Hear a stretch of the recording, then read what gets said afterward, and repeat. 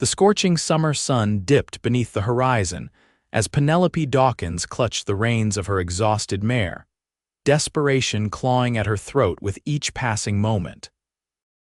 The year was 1878, and the vast expanse of Wyoming Territory stretched before her like an endless sea of golden grass, beautiful but unforgiving. She had been riding for nearly 2 days, her cotton dress stained with dust and sweat, her honey-blonde hair falling loose from its pins. She was running out of time, running out of hope, when she spotted a thin plume of smoke rising from a distant cabin nestled against the foothills. "Just a little farther, Maple," she whispered to her horse, patting its lathered neck as she urged it toward the promise of shelter. The cabin appeared humble but sturdy, with a small corral containing 2 horses. As Penelope approached, she noticed a man slumped against the porch railing. At first, she thought he might be sleeping, but the awkward angle of his body suggested otherwise. Penelope dismounted quickly, her legs nearly buckling beneath her after so many hours in the saddle. She approached cautiously, her hand instinctively reaching for the small Derringer pistol tucked in her pocket, a gift from her father before she'd left Boston. "Hello." She called out, her voice carried away by the evening breeze. "Sir, are you all right?" As she drew closer, she could see that the man was young, perhaps in his late 20s, with sun-bronzed skin and dark hair that fell across his forehead. His clothes were those of a cowboy, worn leather chaps over denim trousers, a faded blue shirt, and scuffed boots. But what caught her attention was the alarming crimson stain spreading across his side. "Oh my God," she gasped, rushing forward. Her medical training instantly took over as she knelt beside him. The man's eyes fluttered open at her touch-piercing blue eyes that seemed to burn with fever. He tried to speak, but only a weak rasp escaped his parched lips. His hand moved feebly toward his gun belt, perhaps unsure if she was friend or foe. "You don't have to talk, just breathe," Penelope soothed, gently restraining his hand. "I'm a nurse. I can help you." The cowboy's eyes widened slightly in recognition of her words before they rolled back, his consciousness slipping away again. Penelope worked quickly, assessing his wound a bullet hole, she realized with a sinking heart. It had entered his side and lodged somewhere inside. The bleeding had slowed, but infection was setting in. Without proper medical attention, this man would die. With determination born of years working in Boston's charity hospital, Penelope managed to half-drag, half-carry the unconscious cowboy inside the cabin. It was a simple one-room dwelling, but clean and orderly. A bed stood in one corner, a cast-iron stove in another. Shelves lined with supplies and books suggested its owner was more educated than the average ranch hand. She laid him on the bed and began gathering what she needed: water from the pump outside, clean cloths, a knife she heated in the stove's flame. There was no time to waste. Hours later, Penelope sat back, exhausted but relieved. The bullet was out, the wound cleaned and bandaged. The cowboy had remained unconscious through her crude surgery, which was a blessing. She'd found a bottle of whiskey and used it liberally both on his wound and to steady her own shaking hands. Now, in the soft glow of the oil lamp, she studied his face. Despite the pallor of blood loss and the sheen of fever, she could see he was handsome, strong jaw, straight nose, and thick lashes that rested against his cheeks. A scar ran along his jawline, telling of previous violence or accident. "Who are you?" she whispered, though she didn't expect an answer. She found an identification card in his pocket. Yates Blackburn. The name suited him somehow. Penelope tended to her patient through the night, bathing his brow with cool water when fever seized him, changing his bandages and dripping water between his lips to ward off dehydration. By dawn, his fever had broken and his breathing had grown steadier. As the morning light spilled through the cabin's single window, Yates stirred. His eyes opened slowly, confusion evident as they focused on Penelope. "Don't try to move," she said, moving to his side. "The bullet's out, but you've lost a lot of blood." He licked his dry lips, struggling to speak. You don't have to talk, just breathe, she repeated, offering him water. I'm Penelope Dawkins. I found you yesterday, collapsed outside. Yates drank gratefully, wincing as he shifted position. When he'd finished, he managed to whisper, "Thank you." "You're welcome, Mr. Blackburn," she replied. "Now rest. Your body needs time to heal."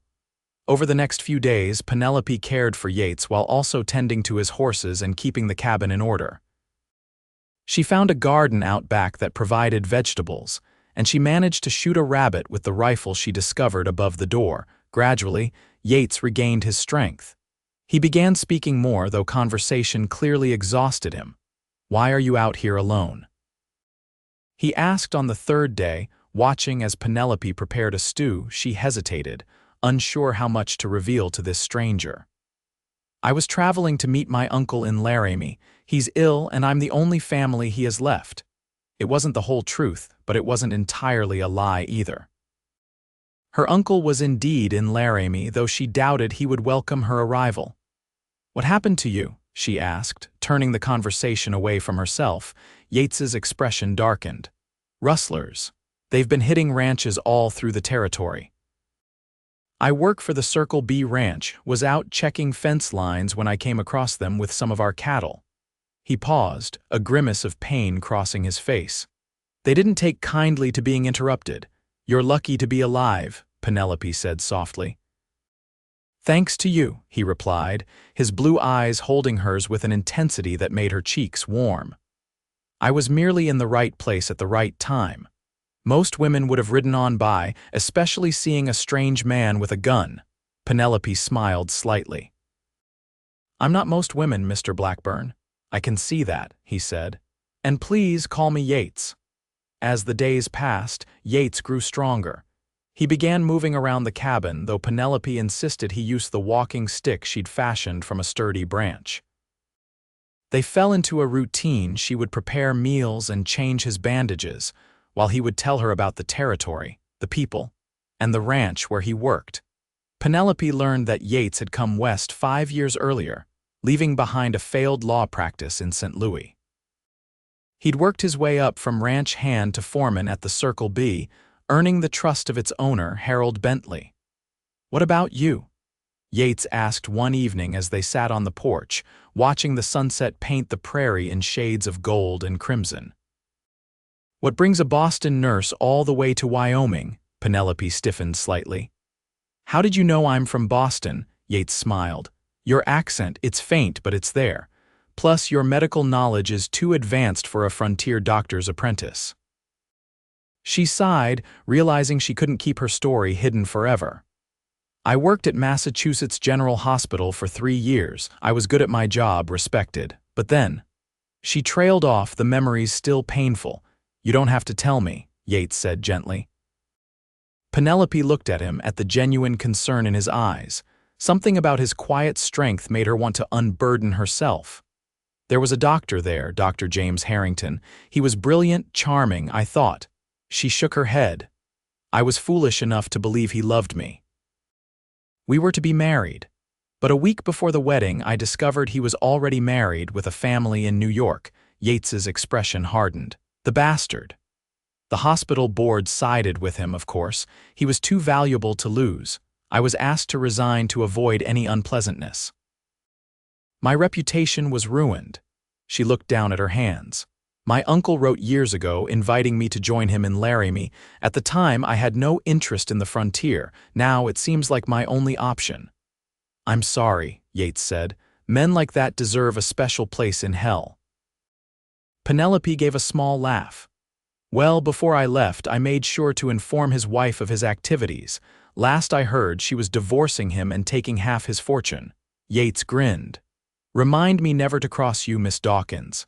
"Penelope, please," she corrected, returning his smile. As another week passed, their connection deepened. Penelope found herself looking forward to their conversations, to the quiet moments they shared.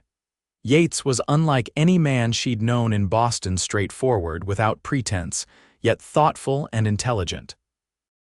He treated her as an equal, valuing her opinions and skills. One morning, Penelope returned from gathering eggs from the small chicken coop to find Yates attempting to saddle his horse. "What are you doing?" she demanded, setting down her basket. "You're not ready to ride yet." Yates turned, wincing as the movement pulled at his healing wound. "I've been away too long. The rustlers who shot me are still out there, probably hitting other ranches, and Mr. Bentley will be wondering what happened to me."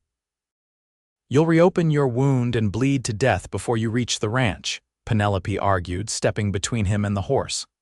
"I can't stay here forever, Penelope. Not forever, just until you're stronger."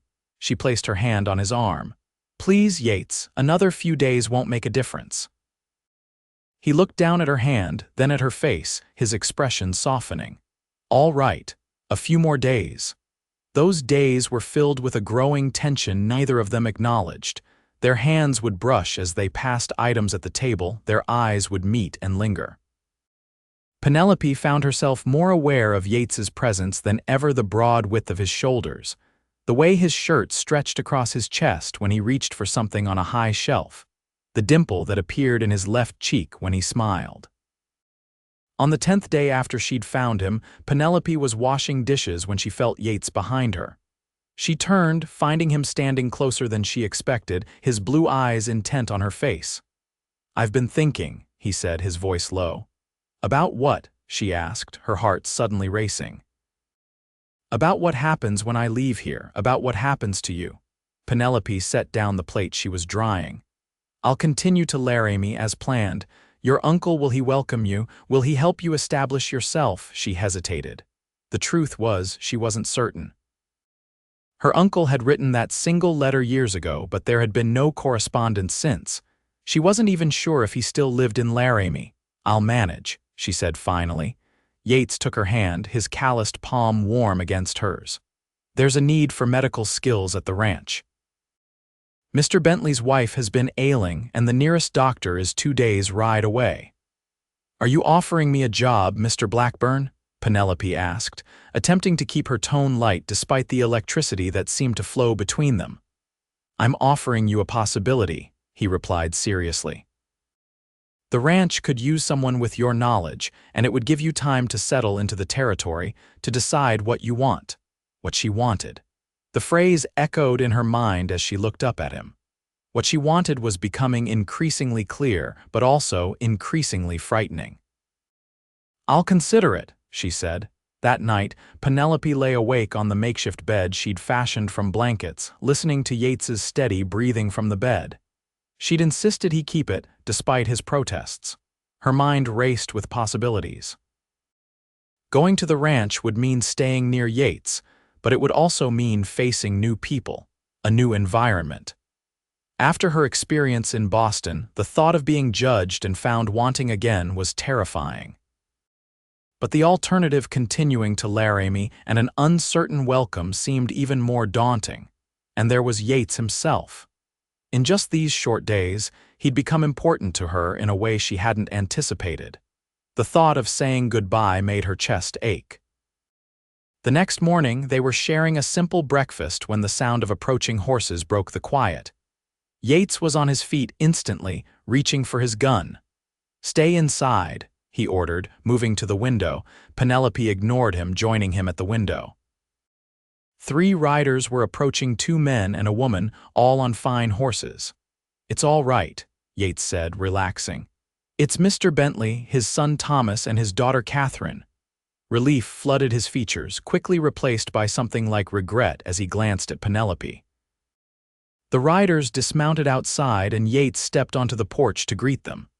"Yates, thank God," the older man exclaimed, striding forward to clasp his hand. "When your horse came back to the ranch without you, we feared the worst." "I had a run-in with those rustlers we've been tracking," Yates explained. "They left me with a bullet in my side." The young woman, Catherine, gasped. "You're hurt?" "Oh, Yates." She moved to his side, her hand on his arm. She was beautiful. Penelope noted, dark-haired and slender, with an air of refined elegance that seemed at odds with the frontier setting. "I'm fine now, thanks to Miss Dawkins," Yates said, turning to gesture toward Penelope, who had followed him onto the porch. Penelope, this is Harold Bentley, his son Thomas, and his daughter Catherine. This is Penelope Dawkins, a nurse from Boston who saved my life." Mr. Bentley removed his hat, bowing slightly. "Miss Dawkins, it seems we owe you a great debt." "No debt, sir," Penelope replied. "I only did what anyone would do." "Not anyone could have removed a bullet and prevented infection," Yates said firmly. "Penelope is being modest." Catherine's eyes narrowed slightly as she glanced between Yates and Penelope. "How fortunate that you happened by," she said, her tone cool. "Indeed," Thomas agreed, his gaze lingering on Penelope with clear appreciation. He was handsome, with his father's strong features but a more youthful, carefree air. "We're all in your debt, Miss Dawkins." "Well, we should get you back to the ranch, Yates," Catherine said, turning her attention back to him. "Mother will be relieved to know you're safe and Dr. Miller can tend to your wound properly." "Actually," Yates said, "I've been telling Penelope about the ranch. She's traveling to Laramie to meet her uncle, but I thought perhaps she could stay at the Circle B for a while. Her medical skills would be invaluable, especially with Mrs. Bentley's condition." Mr. Bentley's eyebrows rose. "That's not a bad idea at all. Margaret has been asking for a companion, and someone with medical knowledge would be a blessing." He turned to Penelope. "Would you consider it, Miss Dawkins? We can offer comfortable accommodations and fair wages." Before Penelope could answer, Catherine interjected. "Father, we know nothing about this woman, and the journey to the ranch is long. Yates is clearly not well enough to travel yet." "I'm well enough," Yates insisted. Mr. Bentley studied his foreman thoughtfully. "You do look pale, Yates. Perhaps another day or two of rest would be wise." "I'll stay with him," Thomas volunteered, surprising everyone. "Catherine, you and Father can return to the ranch and inform Mother that Yates is safe. We'll follow in a day or two." Catherine looked as though she wanted to protest, but Mr. Bentley nodded. "That seems sensible." "Miss Dawkins, please consider our offer. We'd be honored to have someone with your skills at the Circle B." After a brief meal, Mr. Bentley and Catherine departed, with promises to prepare for Yates's return.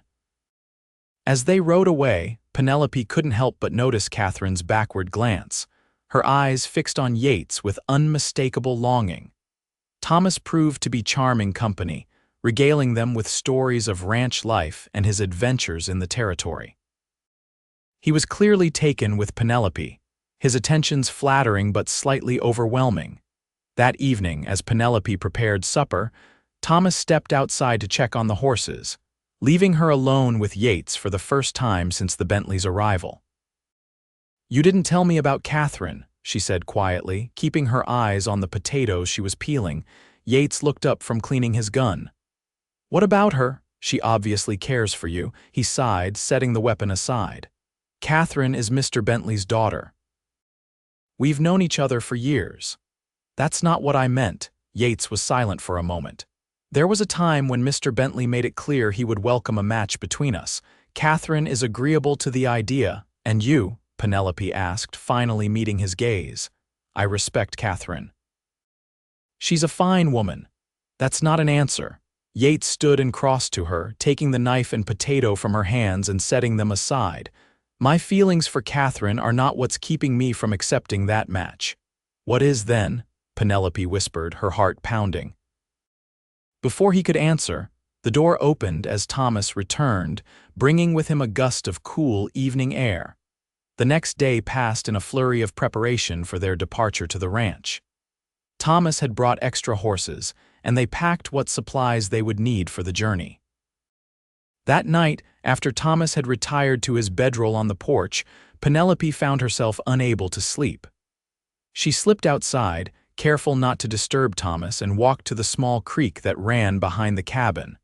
The moon was nearly full, casting the landscape in silver light. She sat on a fallen log, listening to the gentle murmur of the water and trying to sort through her conflicted feelings. "Couldn't sleep." Yates's voice came from behind her. She turned to find him approaching, moving more easily than he had in days. "I have a lot on my mind," she admitted as he sat beside her. "About coming to the ranch, partly." She drew her shawl tighter around her shoulders. "I'm not sure it's wise." Because of Catherine, Penelope looked at him sharply. Because I came west to start fresh, not to step into another complicated situation. Yates was quiet for a long moment. I understand your hesitation, but I meant what I said about your skills being needed, and… He paused, seeming to weigh his words. I'm not ready to say goodbye to you, Penelope. The admission hung between them, honest and vulnerable in a way that made her breath catch. I've known Catherine most of her life, Yates continued. She's a good person, and yes, her father would like to see us wed. But I've never encouraged her feelings. Why not? Penelope asked. She's beautiful, educated, from a good family. Any man would be fortunate to win her hand. Because I don't love her, he said simply. And I won't marry without love, not even for all of the Circle B ranch. His hand found hers in the moonlight, their fingers intertwining naturally. These past 2 weeks, he said softly, trapped in that cabin in pain, uncertain about my future. They should have been miserable, but they weren't, because you were there. Your strength, your intelligence, your compassion. He turned to face her fully. I've never met anyone like you, Penelope Dawkins. Yates, she whispered, his name a question and an answer all at once. He leaned forward, his free hand gently cupping her cheek, and kissed her. It was a tender kiss, reverent almost, but with an underlying current of passion that made her pulse race. When they finally parted, Penelope rested her forehead against his. I'm scared, she admitted. After what happened in Boston, I promised myself I wouldn't be vulnerable again. I'm not James Harrington, Yates said firmly. I won't make promises I can't keep. All I can offer is the truth of what I feel and my word that I'll never intentionally hurt you. Penelope looked into his eyes, seeing the sincerity there. This man who had faced death with courage, who had built a new life from the ashes of failure, who treated her as an equal, he was offering her his heart. And despite her fears, despite the complications that awaited them at the ranch, she knew her own heart had already decided. I'll come to the ranch, she said at last. But we need to be careful. I won't be the cause of discord. Yates nodded, understanding her concern. We'll take things slowly, see how they develop. They returned to the cabin separately, mindful of Thomas's presence. But as Penelope finally drifted to sleep, she felt a hope she hadn't experienced in years, a fragile, beautiful hope for a future she hadn't dared to imagine. The journey to the Circle B ranch took most of the next day. Penelope rode beside Yates, with Thomas leading the way. As they crested a hill in the late afternoon, the ranch spread out before them, a large main house, several outbuildings, corrals filled with horses, and vast pastures dotted with cattle. It's beautiful, Penelope said, genuinely impressed. Mr. Bentley built it from nothing, Yates told her. When he came here 20 years ago, this was just open prairie. Now it's one of the most successful cattle operations in the territory.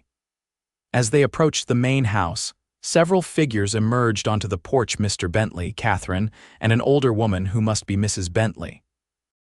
Several ranch hands stopped their work to watch as the trio rode in. Catherine rushed forward as Yates dismounted. You're finally home, she said, her relief evident. Mother's been worried sick. Mrs. Bentley approached more slowly, leaning heavily on a cane.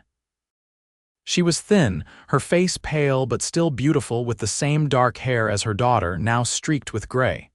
Yates, she said warmly, we thought we'd lost you.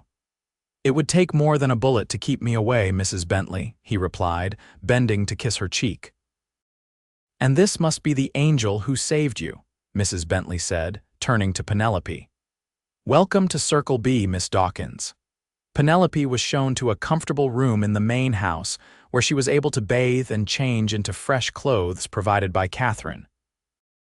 Though Catherine was unfailingly polite, there was a wariness in her eyes that Penelope couldn't miss. At dinner that evening, Penelope found herself the center of attention as the Bentleys questioned her about Boston, her medical training, and her journey west. Your skills will be most welcome here, Miss Dawkins, Mrs. Bentley said.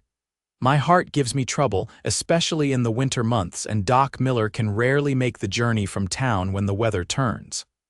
I'm happy to help in any way I can, Penelope assured her. "How long do you plan to stay with us before continuing to larry me?" Catherine asked, her tone casual but her eyes watchful. Penelope glanced at Yates, who was seated across from her. "I haven't decided yet. My uncle is expecting me, but he's not aware of exactly when I'll arrive." "You must stay at least until the harvest dance," Thomas interjected enthusiastically. "It's the highlight of the season. All the neighboring ranches attend." "That's 3 weeks away," Catherine noted. "And Penelope is welcome to stay that long and beyond," Mr. Bentley said firmly, ending the discussion. Over the following days, Penelope settled into life at the Circle B. She spent mornings with Mrs. Bentley, monitoring her condition and teaching her exercises to strengthen her heart. In the afternoons, she often assisted the ranch cook, Martha, with preparing meals, or helped treat minor injuries among the ranch hands. Yates was busy catching up on his duties as foreman, often riding out at dawn and returning after dark. Their interactions were limited to brief encounters at meals or passing moments in the house. But each glance they shared held the memory of that moonlit kiss, a secret connection that sustained Penelope through the lonely days. Catherine's coolness toward her gradually thawed as she recognized Penelope's genuine concern for her mother's health. One afternoon, as they worked together in the garden, Catherine surprised Penelope with a direct question. "What are your intentions toward Yates?" Penelope nearly dropped the basket of tomatoes she was carrying. "Excuse me," Catherine straightened, brushing soil from her hands. "I've seen the way you look at each other. I'm not a fool, Penelope." Penelope set the basket down, unsure how to respond. "Yates and I have become friends," she said carefully. "He was my patient and I care about his recovery." "Is that all?" Catherine pressed, her brown eyes searching Penelope's face. "Catherine, I don't want to come between you and Yates. If there's an understanding, there isn't," Catherine interrupted, her voice tinged with frustration. "Not officially. But I've loved him since I was 16. Everyone expects us to marry eventually. My father has all but announced it." "And what does Yates want?" Penelope asked gently. Catherine looked away.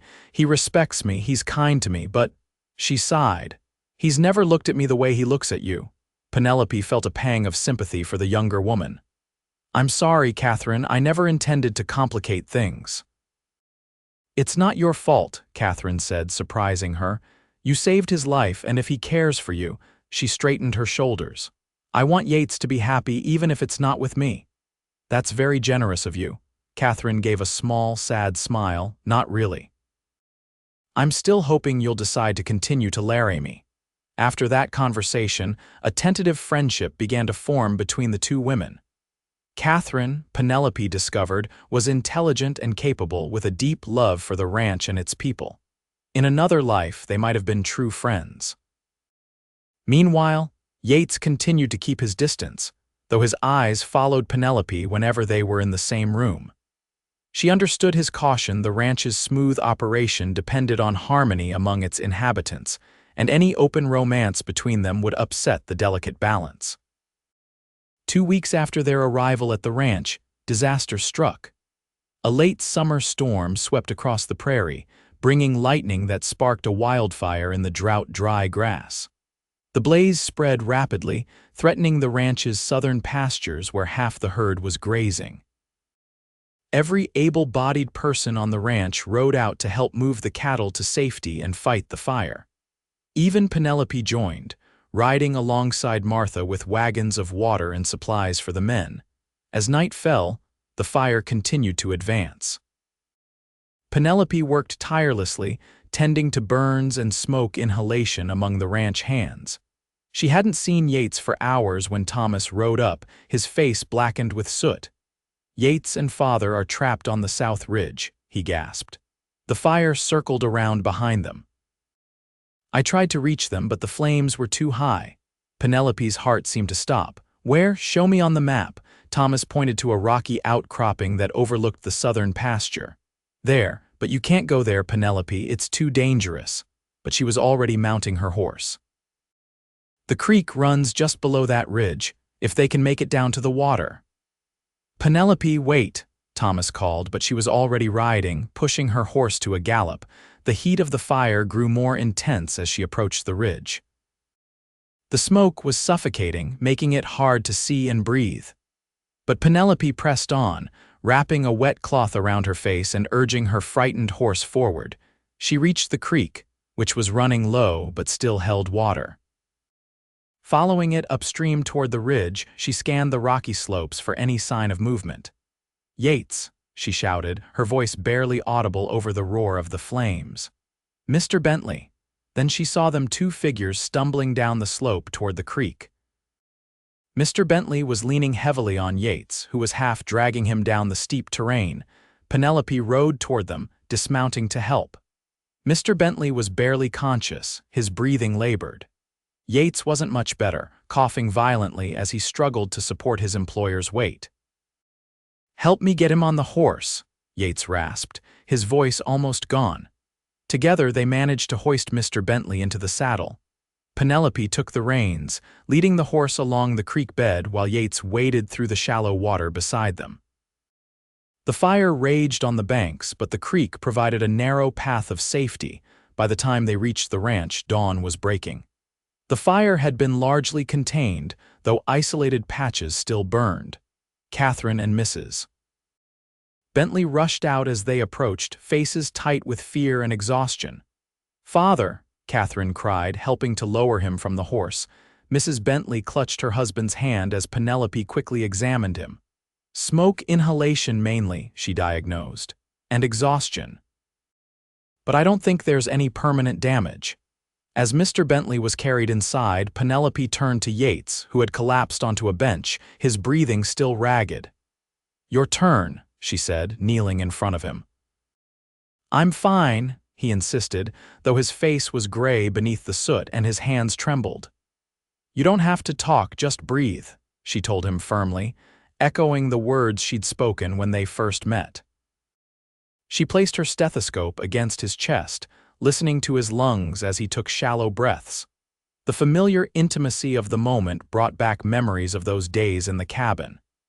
As she tended to him, their eyes met, and the emotion that passed between them needed no words.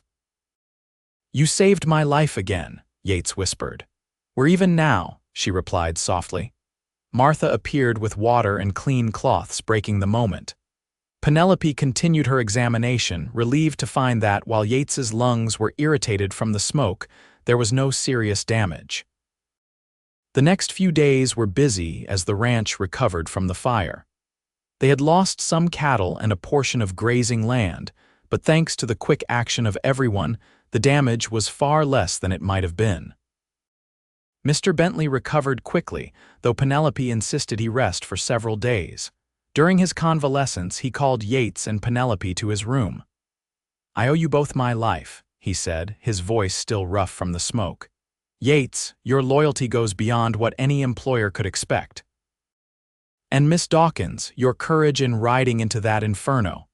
He shook his head in wonder. "I only did what was necessary," Penelope said. "Necessary or not, it was extraordinary." Mr. Bentley looked between them thoughtfully. "You know, I've watched you too since you arrived." "I may be getting old, but I'm not blind," Yates stiffened. "Sir, Mr. Bentley held up a hand. "Let me finish, Yates. I've always hoped you would become part of my family officially. You've been like a son to me these past years." He sighed, glancing at the door as if to ensure they wouldn't be overheard. "Catherine has had feelings for you for some time. I won't pretend I didn't encourage them, but near death has a way of clarifying one's thinking." He turned to Penelope. "My daughter deserves someone who loves her completely, and I believe you, Yates, have already given your heart elsewhere." Yates looked at Penelope, a wealth of emotion in his gaze. "Yes, sir, I have." Mr. Bentley nodded slowly. "Then I wish you both happiness. Catherine will understand in time. She's stronger than you might think." "Thank you, sir," Yates said, his voice thick with gratitude. "Don't thank me yet," Mr. Bentley warned. "Margaret may be a harder sell. She's been planning a wedding in her mind for years. But Mrs. Bentley, when finally told of the situation, surprised them all with her practical acceptance. "Of course I've seen it," she told her husband when he broached the subject that evening. Penelope and Yates, waiting nervously in the parlor, could hear their conversation through the partially open door. "The way they look at each other, it's how you used to look at me, Harold." "You're not disappointed?" Mr. Bentley asked. "For Catherine, yes, a little, but she'll recover. She's young, and there are other young men who would be far more suitable. Thomas Parker from the Double Diamond has been asking about her for months." In the parlor, Yates took Penelope's hand, his thumb tracing circles on her palm. "It seems we have their blessing," he murmured. "It appears so," she agreed, hardly daring to believe their path was suddenly clear. Catherine's reaction was more complex. When Yates spoke with her privately the next day, she initially reacted with hurt and anger. But by evening, she had composed herself enough to approach Penelope in the garden. "I won't pretend I'm happy about this," she said frankly. "But I've seen enough to know that what you and Yates have is rare. I won't stand in the way of that." "Thank you, Catherine," Penelope said, touched by her graciousness. "Your friendship means a great deal to me." Catherine gave a small smile. "Just promise me you'll make him happy." "He deserves that." As preparations for the harvest dance began, the atmosphere at the ranch gradually lightened. Word had spread about Penelope and Yates, and while there were some raised eyebrows and whispers, most of the ranch hands and neighboring families accepted the news with good humor. Thomas, to everyone's surprise, began paying marked attention to Catherine, who seemed cautiously receptive to his charm. The night of the dance arrived clear and cool, with stars scattered across the sky like diamonds on velvet. The ranch's largest barn had been cleared and decorated with lanterns and autumn flowers. Musicians from town provided lively tunes, and tables groaned under the weight of food and drink. Penelope wore a dress Mrs. Bentley had insisted on having made for her deep blue silk that complemented her eyes and honey blonde hair, which she wore loose around her shoulders for the first time since arriving at the ranch. When she descended the stairs, Yates was waiting in the foyer, handsome in a clean white shirt and black vest. His eyes widened at the sight of her. "You're beautiful," he said simply. "You clean up rather well yourself, Mr. Blackburn," she replied with a smile. He offered her his arm. "May I have the honor of escorting you to the dance, Miss Dawkins?" "You may," she said, placing her hand on his arm, "though I should warn you I'm a terrible dancer." "Fortunately, I excel at it," he assured her. "One of the few useful skills I retained from my St. Louis days." The barn was already filling with guests when they arrived. Yates proudly introduced Penelope to the neighboring ranchers and townspeople, his hand rarely leaving the small of her back. As the evening progressed, they danced together, their bodies moving in perfect harmony despite Penelope's claimed lack of skill. During a quiet moment between songs, Yates led her outside where the autumn air was crisp and the sounds of the party muted. "I have something to ask you," he said, his expression suddenly serious. Penelope's heart quickened. "What is it?" Yates took both her hands in his. "When I was lying on that porch, shot and certain I was going to die, I had many regrets. Chief among them was that I hadn't truly lived, hadn't taken chances on the things that mattered most." He released one of her hands to reach into his pocket, withdrawing a small object that glinted in the moonlight. "I don't want to have that regret again." He opened his palm to reveal a ring, a simple gold band set with a small but perfect diamond. "It was my mother's," he explained. "The only thing of value I brought with me from St. Louis." Dropping to one knee, Yates looked up at her, his blue eyes reflecting the starlight. "Penelope Dawkins, you found me when I was too weak to speak and you told me to just breathe. You've been my breath, my life, ever since. Will you marry me?" Tears filled Penelope's eyes, but they were tears of joy. "Yes," she whispered. "Yes, Yates Blackburn, I will marry you." He slipped the ring onto her finger, then rose to take her in his arms, kissing her with all the passion that had been building between them since that first kiss by the creek. When they finally parted, breathless and giddy, Penelope rested her head against his chest, listening to the strong, steady beat of his heart. "When?" she asked. "As soon as possible," Yates replied. "Before winter sets in, we can build our own place on the eastern section of the ranch." Mr. Bentley has offered me a partnership, a small share of the Circle B in recognition of my years of service. And what about my uncle in Laramie? Penelope teased. Should I write and tell him not to expect me? Yates smiled. Actually, I took the liberty of sending a letter when we first arrived at the ranch. I thought, well, I hoped we might reach this point, and I wanted to know if there truly was an uncle waiting for you. Penelope looked up at him in surprise. And there is an Edward Dawkins in Laramie, though he was quite surprised to learn his niece was journeying to see him. He wrote that while he would welcome a visit, he didn't recall extending an invitation. Penelope blushed. I may have exaggerated the urgency of his invitation. I needed a destination when I left Boston, and his letter, though years old, was the only connection I had out west. Well, Mr. Dawkins has now officially invited us both to visit after our wedding, Yates said. It seems he's eager to meet the niece he barely remembers and her cowboy husband. Husband? The word sent a thrill through Penelope. From the moment she'd found Yates on that porch, their lives had been intertwined by fate or providence. Now they were choosing to bind their futures together deliberately, with open eyes and full hearts. We should go back inside, she said reluctantly. They'll be wondering where we've gone. Let them wonder, Yates murmured, pulling her close again. We have the rest of our lives to dance. Right now, I just want to hold you under these stars and be grateful for the bullet that brought you to me. That's a rather romantic view of a near-fatal injury, Penelope laughed. It's the truth, he insisted. If those rustlers hadn't shot me, if my horse hadn't returned to the cabin, if you hadn't happened by at exactly the right moment, if I hadn't been running from my own past, she added, then we never would have found each other. Yates brushed a strand of hair from her face, his touch reverent. I think some things are meant to be, Penelope. You and me, we're one of those things. The music from the barn swelled into a waltz, the notes drifting through the open doors.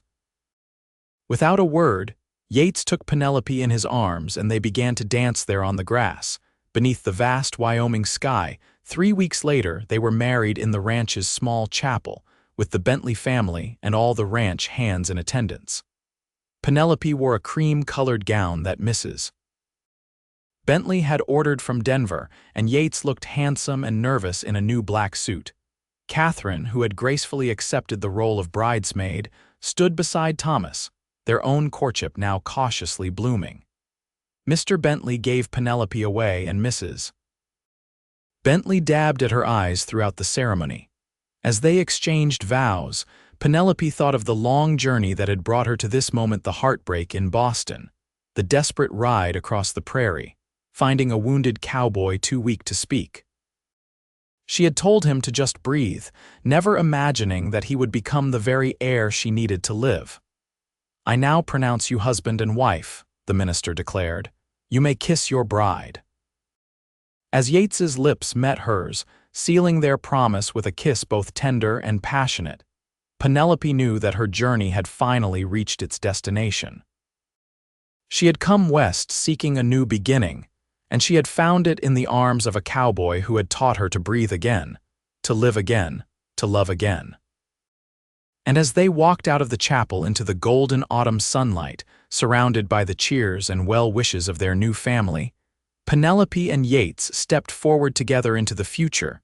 They would build one breath, one day, one love at a time.